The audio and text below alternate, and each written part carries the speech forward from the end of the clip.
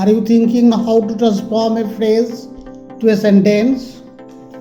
Are you thinking over improving your communicating skill? If the answer is yes, you are at the right place. Welcome to the interesting session of transforming a noun phrase to a noun clause and vice versa. Today, we shall discuss how to transform a noun phrase into a noun clause.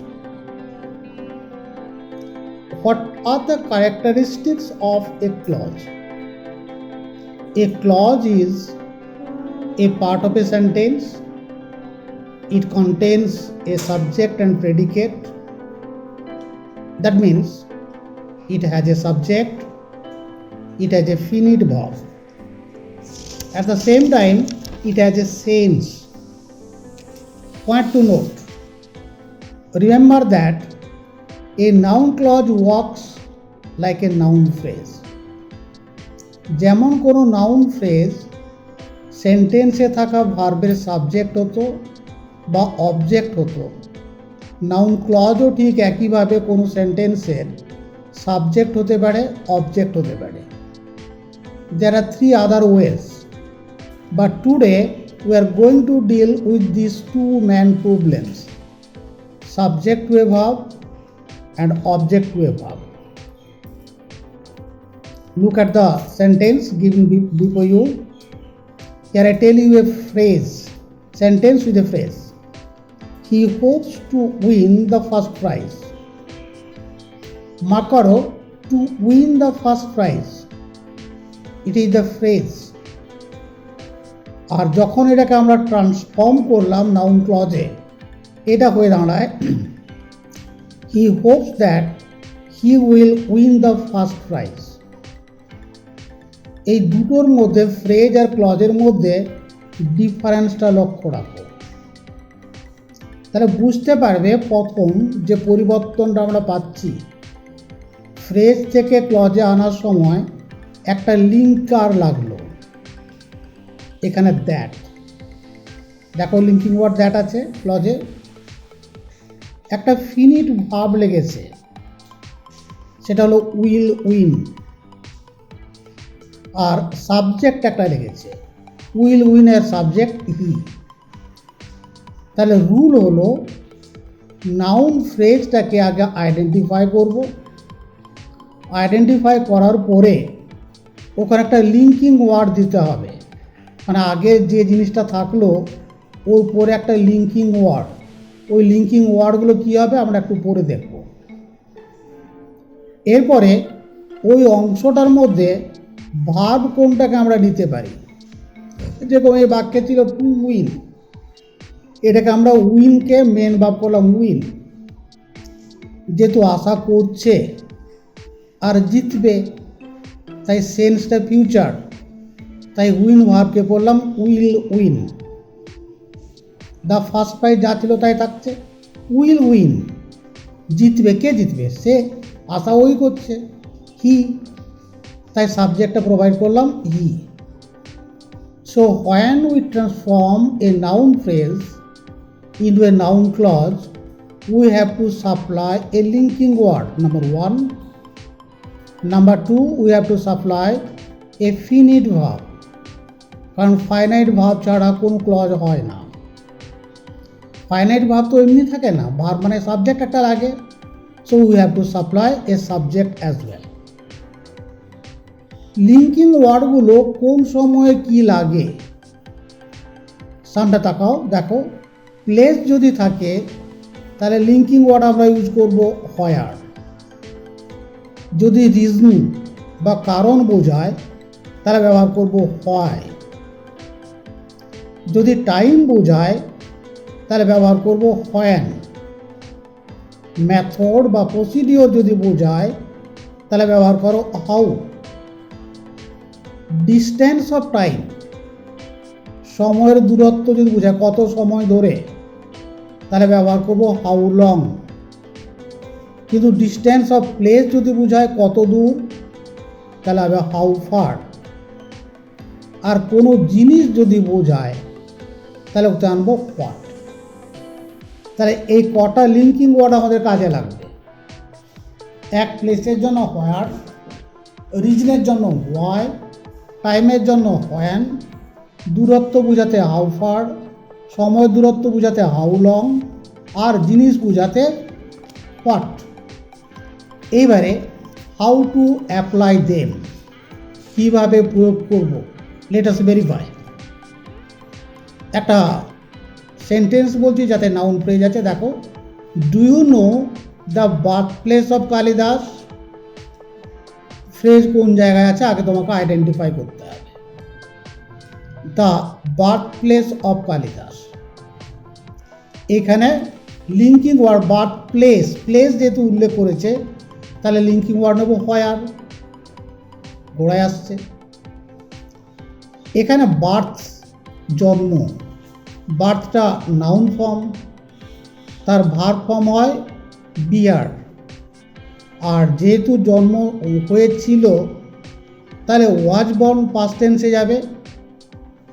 Was born এই ভার্বটার subject কে হবে?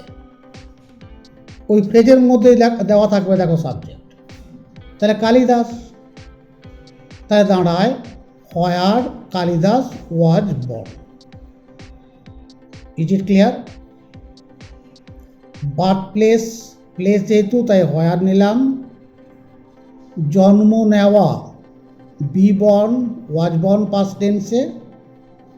Kalidas subject, তাই ভার্বের পূর্বে নিলাম where Kalidas was born. Mark the second sentence, his success is certain. Noun ফ্রেজটা identify করো, his success, এটা is ভার্বের সাবজেক্ট আবার, তাই এটা নাউন ফ্রেজ। যেহেতু সেন্টেন্সের গোড়ায় থাকছে নাউন ফ্রেজ, তখন দ্যাট দিয়ে শুরু করতে হবে। নাউন ফ্রেজ যদি কোনো বাক্যের সাবজেক্ট হয় তাহলে ওই ক্লজটা দ্যাট দিয়ে শুরু হবে।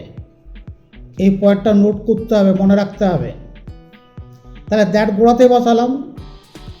সাকসিস নাউন ফর্ম, এর ভার্ব ফর্ম হয় সাকসিড, তাই ইজ সার্টেন নিশ্চিত, সাকসেসটা হবে, সফল হবে, তাই ফিউচার টেন্স। তাহলে উইল সাকসিড, কে সাকসিড করবে? হি, তাহলে that he will succeed is certain. পরের বাক্য 3 নাম্বার দেখো, ask the boy the reason of his crime.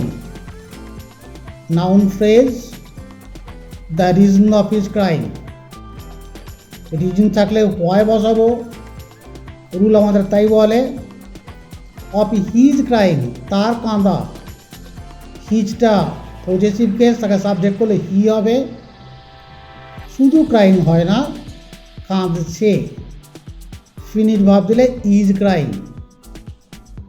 Ask the boy why he is crime, এখানে ক্রাই করতে যাবে না, কারণ সেন্সটা জানিয়ে দিচ্ছে ক্রাইং, তাই কন্টিনিউয়াস টেন্সে রাখবো, why he is crying.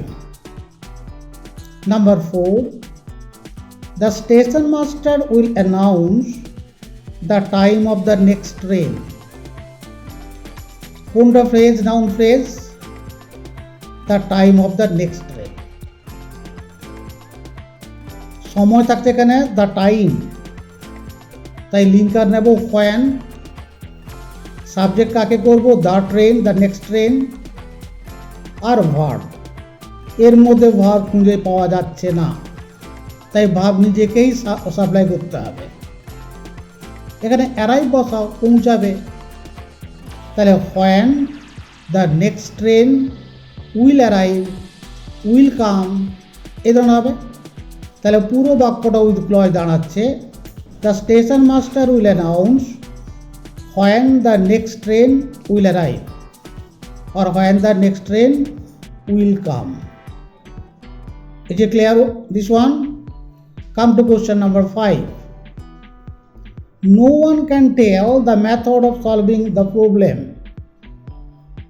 Identify kor phrase ta, the method of solving the problem.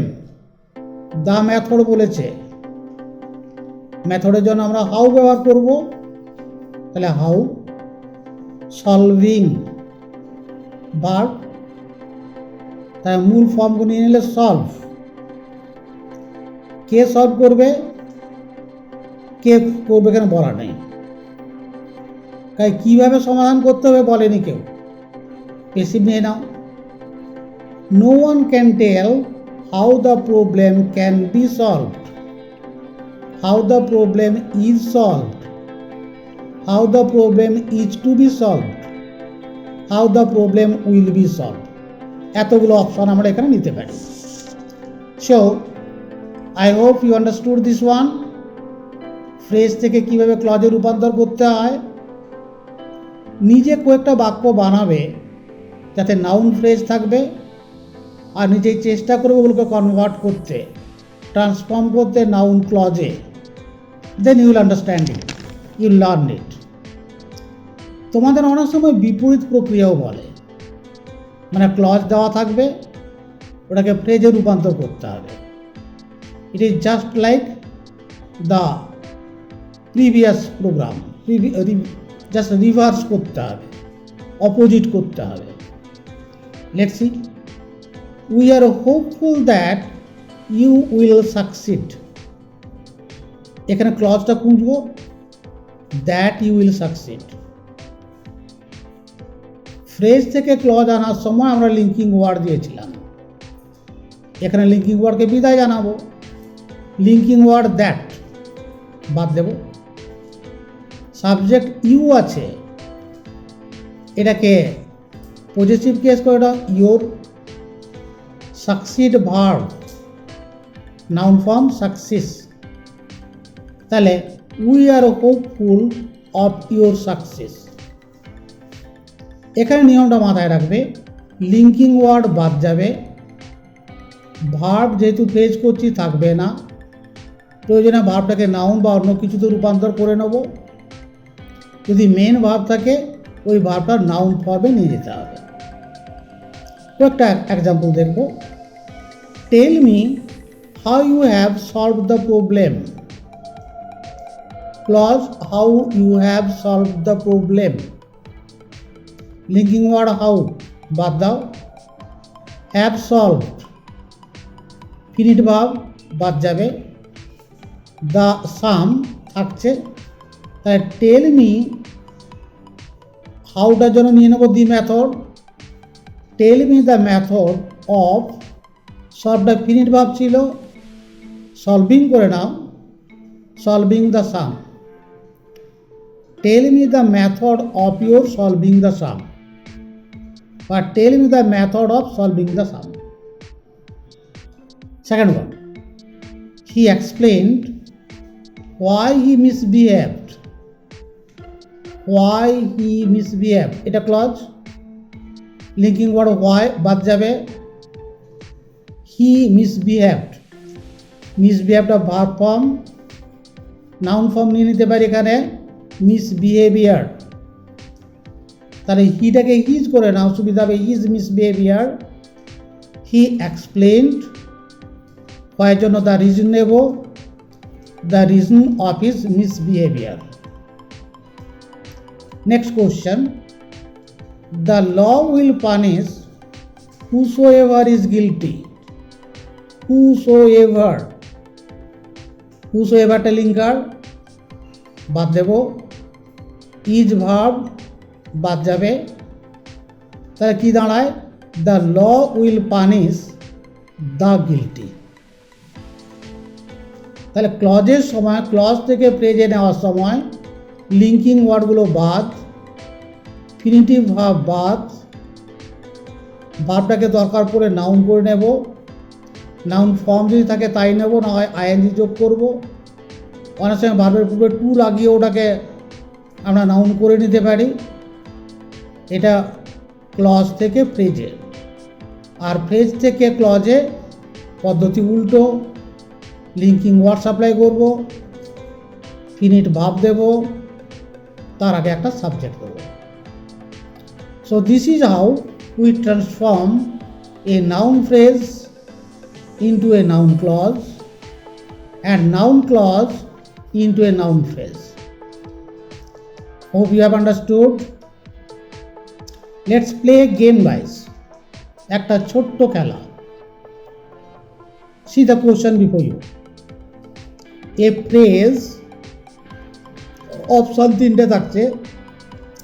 A phrase A contains a finite verb, B does not contain a finite verb, C contains a predicate.